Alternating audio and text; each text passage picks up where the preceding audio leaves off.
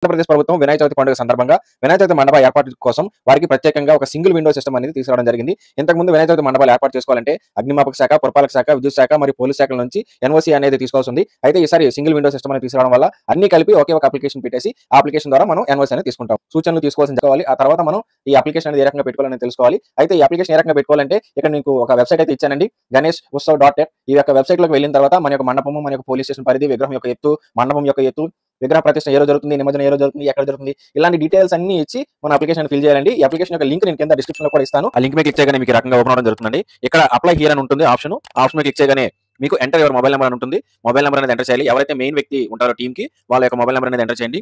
Get OTP మీద కొడితే మీకు ఓటీపీ అనేది రావడం జరుగుతుంది. ఆ ఓటీపీ అనేది అక్కడ ఎంటర్ చేసి వెరిఫై ఓటీపీ మీద క్లిక్ చేయండి. ఇలా వెరిఫై ఓటీపీ మీద క్లిక్ చేయగానే నెక్స్ట్ వెళ్తుంది. ఒకవేళ ఓటీపీ రాకపోతే కాస్త వెయిట్ చేయండి, సర్వర్ బిజీగా ఉంటే కూడా ఓటీపీ రాదు. లేదా రీసెంట్ ఓటీపీ మీద క్లిక్ చేసినా సరే మీకు మళ్ళీ ఓటీపీ అనేది రావడం జరుగుతుంది. ఆ ఓటీపీ అనేది ఎంటర్ చేయండి.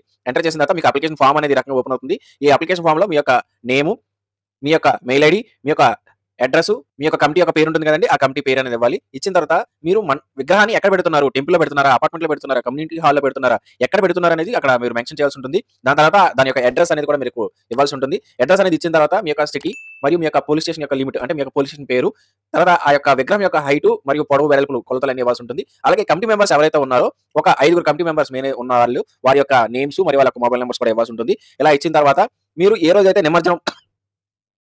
ఏ రోజైతే నిమజ్జనం అనేది చేస్తున్నారో ఆ నిమజ్జనం తాలూకా డేట్ కూడా ఇవ్వాలి. తర్వాత నిమజ్జనం యొక్క టైము, నిమజ్జనం ఎక్కడ చేస్తున్నారో ఆ లొకేషన్ కరెక్ట్‌గా ఇచ్చి, మీరు ఆటో ద్వారా వెళ్లి నిమజ్జనం చేస్తున్నారా, లేదా మినీ ట్రక్ వాడుతున్నారా, ట్రాక్టర్ వాడుతున్నారా, ఏం వాడి మీరు నిమజ్జనం చేస్తారనేది అక్కడ ఆప్షన్ అడుగుతుంది. ఆప్షన్ అనేది సెలెక్ట్ చేసి సబ్మిట్ అనేది చేయాలి. సబ్మిట్ చేసిన తర్వాత మీ యొక్క అప్లికేషన్ అనేది ఈ రకంగా సబ్మిట్ అవుతుంది. మీకు ఒక అప్లికేషన్ నెంబర్ వస్తుంది. మీ యొక్క నెంబర్‌తో ఇలా డిస్‌ప్లే అవ్వడం జరుగుతుంది. ఒక అప్లికేషన్ ఐడీ కూడా రావడం అయితే జరుగుతుంది. ఇలా వచ్చిన తర్వాత 1 డే ఆర్ 2 డేస్‌కి మీకు మీ యొక్క అప్లికేషన్ స్టేటస్ అనేది ఎప్పుడు రావడం జరుగుతుందండి. అది ఏ రకంగా చెక్ చేసుకోవాలంటే ఈ యొక్క లింక్ నేను మళ్ళీ కింద డిస్క్రిప్షన్‌లో మీకు ప్రొవైడ్ చేస్తానండి. ఆ లింక్ మీద క్లిక్ చేసిన తర్వాత మీరు ఏదైతే మొబైల్ నంబర్, అంటే ఫస్ట్ కమిటీ మెంబర్‌గా ఎవరైతే ఉన్నారో వారి యొక్క మొబైల్ నంబర్‌ని ఎంటర్ చేసి గెట్ డీటెయిల్స్ మీద కొడితే మీ యొక్క అప్లికేషన్ అనేది ఈ రకంగా ఓపెన్ అవ్వడం జరుగుతుందండి. ఇలా ఓపెన్ అయిన తర్వాత అక్కడ చూడండి స్టేటస్ అనేది ఉంటుంది.